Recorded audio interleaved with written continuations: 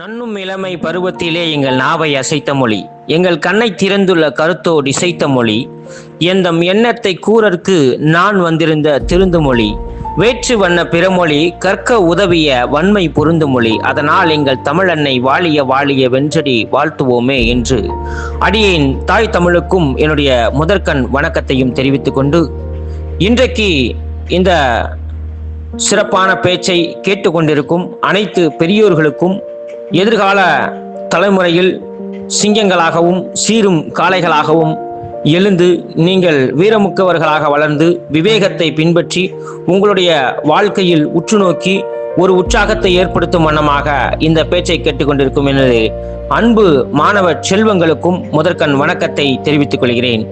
நான் பேச எடுத்துக்கொண்ட தலைப்பு கல்வி கண் திறந்த வித்தகர் என்று அழைக்கப்படக்கூடிய காமராஜரை பற்றி இன்றைக்கு உங்களிடம் பேச வந்துள்ளேன்.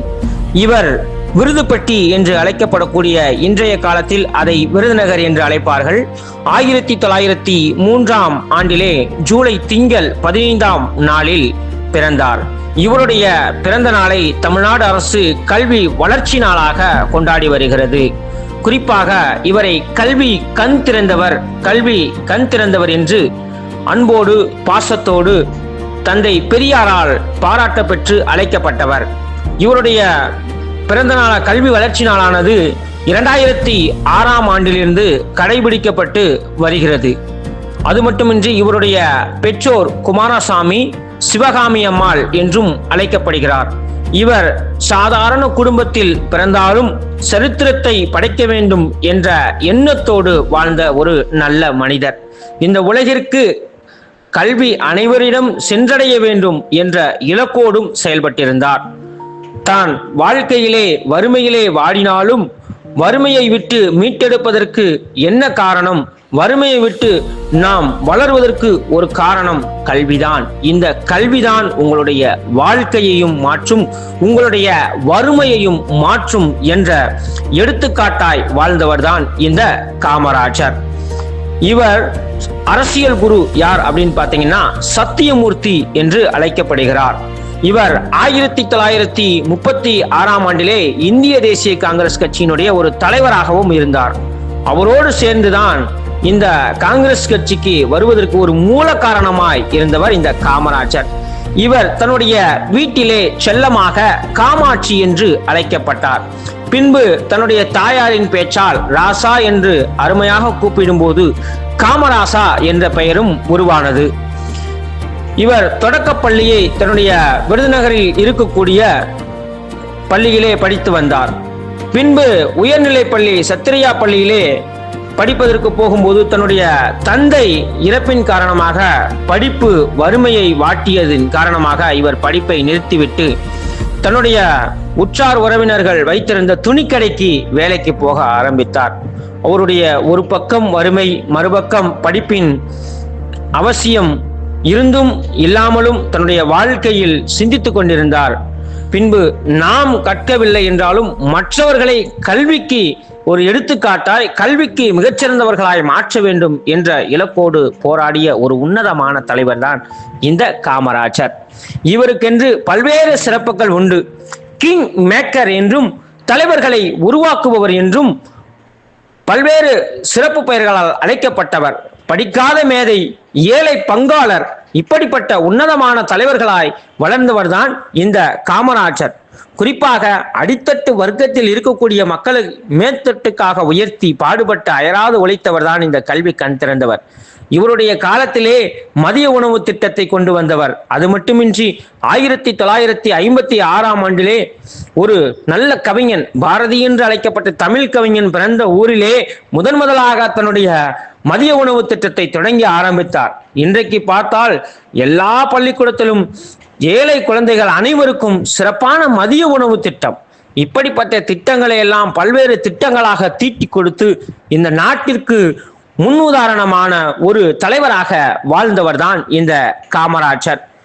இவர் ஒத்துழையாமை இயக்கத்திலும் பங்கு கொண்டார். அது மட்டுமின்றி ஜவஹர்லால் நேரு அவர்களின் தலைமையில் 1922ஆம் ஆண்டிலே நடைபெற்ற ஒரு தேசிய காங்கிரஸ் மாநாட்டிலே பங்கு பெற்றவர் தான் இந்த காமராஜர். இப்படி ஒவ்வொரு போராட்டத்திலும் பங்கு பெற்றார். அதற்கு பின்பு சைமன் குழு எதிர்ப்பு போராட்டத்திலும் பங்கு கொண்டார். அதுக்கப்புறம் பாத்தீங்கன்னா ராஜாஜி அவர்களால் நடத்தப்பட்ட உப்பு சத்தியாகிரகத்திலும் பங்கு பெற்று இவர் அலிப்பூர் சிறையில் 2 ஆண்டுகள் அடைக்கப்பட்டார். இப்படி ஒவ்வொரு பங்கிலும் தன்னுடைய பங்களிப்பு இருக்க வேண்டும், யாம் பெற்ற இன்பம் இவ்வையகமும் பெருக என்ற வாசகத்திற்கென வளர்ந்தவர் தான் இந்த காமராஜர். அதாவது தன்னலம் சிறிதும் இன்றி பொதுநலம் பெரிதும் என்று எண்ணி உழைத்தாரே பெருந்தலைவர் காமராஜர். கட்சிக்கு எளியவர், கருத்துக்கு இனியவராய் மாறினார். இந்த உலகம் போற்றும் உன்னதமான தலைவராய் மாற்றுவதோடு மட்டுமல்லாமல் அந்த காலத்தில், அதாவது நீதி கட்சி ஆட்சி காலத்திலே முதலாக காலை உணவு திட்டமானது PT தியாகராயர் அவர்களால் சென்னை 1000 விலைக்கில் கொண்டு வரப்பட்டது. குறிப்பாக ஒரு 4-5 பள்ளிகளில் மட்டும் கொண்டு வரப்பட்டது. பின்பு அதை பேஸ் பண்ணி இன்னைக்கு உலகத்திலேயே ஒரு விரிவான மதிய உணவு திட்டத்தை அமுல்படுத்திய ஒரு முக்கியமான முதல்வராக திகழ்ந்தவர் தான் இந்த காமராஜர். 1937ஆம் ஆண்டிலே இந்திய தேசிய காங்கிரசின் உறுப்பினராக பணியாற்றினார். பின்பு 1939ஆம் ஆண்டில் காங்கிரஸ் கட்சியின் தலைவராக பணியாற்றி கிட்டத்தட்ட 12 ஆண்டுகள் பணியாற்றி ஒரு வெற்றி சிறக்கமிக்க தலைவராக மாறினார். அதோடு மட்டுமல்லாமல் 1954ஆம் ஆண்டிலே தமிழ்நாட்டினுடைய முதல்வராகவும் தேர்ந்தெடுக்கப்பட்டார். கிட்டத்தட்ட தமிழ்நாட்டில் 9 ஆண்டுகள் முதலமைச்சராக பணியாற்றிய பெருமை இவரையே சாரும். இந்த விருதுபட்டி என்று அழைக்கப்படக்கூடிய இன்றைக்கு விருதுநகரில் முதலாக சாத்தூர் தொகுதியிலே போட்டி விட்டு வெற்றி பெற்றார். அதுதான் அவருக்கு கிடைத்த வெற்றி மட்டுமல்ல, இந்த தமிழ்நாடே திரும்பி பார்க்கக்கூடிய அளவிற்கு அவர் உழைத்து, இந்த மாபெரும் ஏழை குடும்பத்திற்காக உழைத்து தன்னுடைய வாழ்க்கையில் ஏழை பங்காளர் அனைவரும் பங்களிப்பு பெற வேண்டும் என்ற உயரிய நோக்கத்தோடு பாடுபட்டவர் தான் இந்த காமராஜர். கல்வி மட்டும் போதாது இந்த உலகிற்கு, கைத்தொழில் ஒன்றை கற்றுக்கொள், கவலை உனக்கில்லை என்பதை ஒத்துக்கொள் என்று நாமக்கல் சொன்னாரே அன்ற பாடல் வரிக்கு இணங்க, அதாவது இன்னைக்கு ஏராளமான தொழிற்சாலை உருவாவதற்கு ஒரு காரணமாக இருந்தார். ஏராளமான பொதுப்பணி துறைகள் உருவாவதற்கு ஒரு முன்னோடியாக திகழ்ந்தார். இப்படி ஒரு உன்னதமான தலைவர் யாருக்காவது கிடைக்க முடியுமா? இன்றைக்கு நமக்கு இந்திய நாட்டிற்கு கிடைத்த மிகப்பெரிய வரம் என்பதை நீங்கள் மறந்து விடாதீர்கள். ஆகையினால் அன்பார்ந்த சகோதர சகோதரிகளே, நண்பர்களே, இளைஞர்களே, எதிர்காலத்தை தீர்மானிக்கக்கூடிய தலைமுறைகளே, உங்களுக்கு நான் சொல்லக்கூடிய விஷயங்கள், இந்த கல்வி கண் திறந்தவரை உங்கள் வாழ்க்கையில் எடுத்துக்கொண்டு நீங்கள் எதையும் சவாலாக எதிர்கொள்ளுங்கள். நிச்சயமான முறையில் நீங்களும் எதையும் சாதிக்க முடியும். அதோடு மட்டுமல்லாமல் ஜாதி ஜாதி என்று நீ எதை சாதித்தாய்? சாக்கடையில் மாண்டு போகவா இளைஞனே? சாதிக்காக அல்ல, சரித்திரம் படைப்பதற்காகத்தான் இந்த உலகில் நீ படைக்கப்பட்டாய் என்ற வாசகத்திற்கெனங்க வாழுங்கள். இந்த காமராஜர் அப்படித்தான் தன் வாழ்க்கையில் வறுமை இருந்தாலும் எல்லோரையும் வளர வைக்க வேண்டும், எல்லோரையும் வாழ வைக்க வேண்டும் என்ற எண்ணத்தோடு பாடுபட்டவர். இன்னைக்கு பார்த்தீங்கன்னா எத்தனை பொதுப்பணித்துறைகள், பெரம்பலூரில் இருக்கப்பட்ட ரயில் தொழிற்சாலை, அதே மாதிரி பார்த்தீங்கன்னா நீலகிரியில் இருக்கக்கூடிய தொழிற்சாலை, இப்படி பல்வேறு தொழிற்சாலைகளை உருவாக்கினார். எதற்காக? சிலருக்கு படிப்பு வரும், சிலருக்கு தொழில் வரும், எல்லாமே இந்த உலகத்தில் கற்றுக்கொண்டு அவர்கள் வாழ்க்கையிலே முன்னேற வேண்டும். அதே போன்று பார்த்தீங்கன்னா இவருடைய ஆட்சி காலத்தில் தான் கூட்டுறவு இயக்கமும் உருவாக்கப்பட்டது. அது மட்டுமல்ல, மெய்கண்டான் புத்தக சாலையிலே கொண்டு பல்வேறு நூல்களை எல்லாம் படித்து கொண்டு தன் மக்களும் இன்புற்று வாழ வேண்டும் என்பதற்காக பல்வேறு கருத்துக்களை தொகுத்து வழங்கியவர் இந்த காமராஜர். இதோடு மட்டுமல்ல, நாம் எதையும் சாதிக்க முடியும், எதையும் தாங்கும் இதயம் இருக்க வேண்டும் என்று அறிஞர் சொன்னாரே அன்னைக்கு வாசகத்திற்கெனங்க, அதாவது ராஜாஜி அவர்கள் குலக்கல்வி திட்டத்தை கொண்டு வந்தார். அதை ஒழிப்பதற்கு முன்னுதாரணமாக இருந்தவர் தான் இந்த காமராஜர். சென்னை பன்னாட்டு விமான நிலையத்திற்கு இவருடைய பெயர் சூட்டப்படவில்லை, அறிஞர் அண்ணாவின் அவர்களின் பெயர் சூட்டப்பட்டது. இன்றைக்கு சென்னை உள்நாட்டு விமான நிலையத்திற்கு நம்முடைய காமராஜர் அவர்களின் பெயர் சூட்டப்பட்டது. இப்படி பல்வேறு சிறப்புக்குரிய ஒரு தலைவராக மாறிவிட்டார். 1963ஆம் ஆண்டிலே அகில இந்திய காங்கிரஸ் கட்சியினுடைய தலைவராக புவனேஸ்வரத்தில் தேர்ந்தெடுக்கப்பட்டார். பின்பு 1975ஆம் ஆண்டிலே இயற்கை எய்தி 1976ஆம் ஆண்டிலே இவருக்கென்று ஒரு இந்தியாவிலேயே மிகப்பெரிய உயரிய விருதான பாரத ரத்னா விருது வழங்கப்பட்டது. அப்படிப்பட்ட விருதை பெற்றுவதோடு மட்டுமல்லாமல் பள்ளி குழந்தைகளுக்காக இருக்கக்கூடிய 6000 மூடின பள்ளிகளை திறப்பதற்கு ஒரு காரணமாக இருந்தால், பல்வேறுடைய வாழ்க்கையிலே ஒரு விழிவாசலை திறக்கக்கூடியவராய் இருந்தார். அப்படிப்பட்ட ஆபிரகாம் லிங்கன் சொன்னதை போல, நான் இன்னும் வாசிக்காத நல்ல புத்தகங்களை யார் வாங்கி என்னிடம் கொண்டு வந்து தருகிறார்களோ அவர்கள்தான் சிறந்த நண்பன் என்று ஆபிரகாம் லிங்கன் சொன்னார்.